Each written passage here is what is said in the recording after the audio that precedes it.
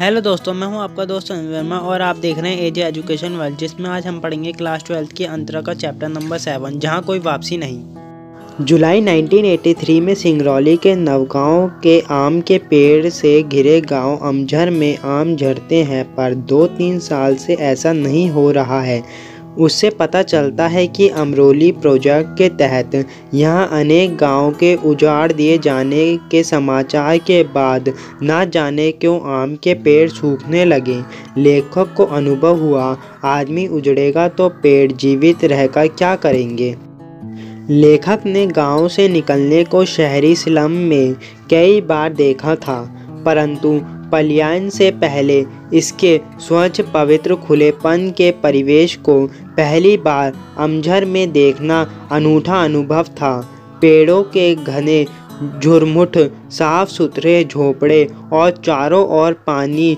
चलती बस की खिड़कियों से लगता मानो कोई झील हो, जिसमें सब कुछ आधा पानी में डूबा दिखता था। लेखक बताते हैं कि अमझर गांव सब तरह से संपूर्ण व समृद्ध था। उसे देखकर लगता नहीं था कि कभी यह भी उजड़ सकता है। सोच भी नहीं सकते थे कि अमझर की औद्योगिकरण की लपेट में आकर कॉलोनी की ईंटों के नीचे दब जाएगा, परंतु ऐसा ही हुआ। यही सत्य है। यहाँ जो औरतें खुशी खुशी धान रोपा करती थीं, वह भोपाल जबलपुर व बैंडन की सड़कों पर पत्थर कूट रही होंगी। यही उनका भविष्य होगा। अमझर गांव के जो लोग उजाड़कर दूसरे स्थानों पर बसे, ये आधुनिक भारत के नव शरणार्थी कहलाए। औद्योगिकरण की अंधी दौड़ ने लोगों को हमेशा के लिए घर जमीन से उखाड़कर फेंक दिया। जब बाढ़ व भूकंप के पश्चात सब कुछ ठीक हो जाता है, स्थिति सामान्य हो जाती है, तो लोग पुनः अपने अपने स्थान पर आकर बस जाते हैं। जब किसी स्थान पर औद्योगिकरण हो जाता है, तो वहाँ की बस्तियाँ उखाड़ जाती हैं, वे पुनः कभी नहीं बसती। लेखक बड़े दुख से कहते हैं कि एक संपूर्ण ग्रामीण अंचल को अज्ञान और निर्दयता से उजाड़े जाने की जिंदा मिसाल है सिंगरौली।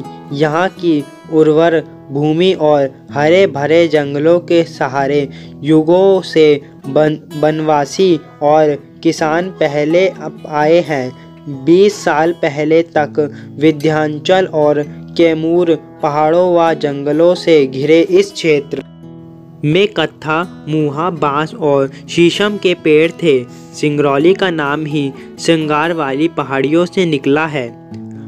कम यातायात के साधनों के कारण एक समय के अतुल प्राकृतिक सौंदर्य के बावजूद सिंगरौली को काला पानी माना जाता था, क्योंकि यहाँ लोगों का आवागमन नहीं था। लेखक कहते हैं कि वर्तमान युग लालची है। यदि किसी प्रदेश में बहुत सी सुख सुविधा है और वह सभी तरह से संपन्न है, यदि वह किसी सत्ताधारी या उद्योगपति की आंखों में समा गया है, तो उसका विस्थापन निश्चित है। फिर वह प्रदेश टिक नहीं सकता। आज उद्योगपति भी यही देखते हैं, उन्हें कहाँ अधिक लाभ हो सकता है, वे उसी जमीन पर औद्योगिकरण करते हैं। उनकी नज़रों में आम जनता की भावनाएं या सुविधाएं कोई मायने नहीं रखती। वे केवल अपना स्वार्थ सिद्ध करते हैं। सिंगरौली में भी तो ऐसा ही हुआ।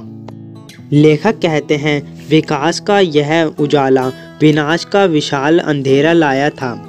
आज़ादी के बाद औद्योगिकरण की इस आंधी को रोका जा सकता था। हम उस समय दूसरा रास्ता चुन सकते थे, जो भौतिक सुख के बजाय जीवन की आवश्यकताओं पर निर्धारित होता। पश्चिम के खोए विकल्प की भारत में संभावनाएं थीं, क्योंकि अंग्रेज पूरी तरह से भारत को सांस्कृतिक कॉलोनी नहीं बना सकते थे। भारत की सांस्कृतिक विरासत उन रिश्तों में थी जो आदमी को उनके दायरे से जोड़ते थे। अगर आपको हमारी वीडियो अच्छी लगी तो हमारे चैनल को लाइक सब्सक्राइब करना ना भूलें और आप हमारी मेंबरशिप भी ले सकते हैं।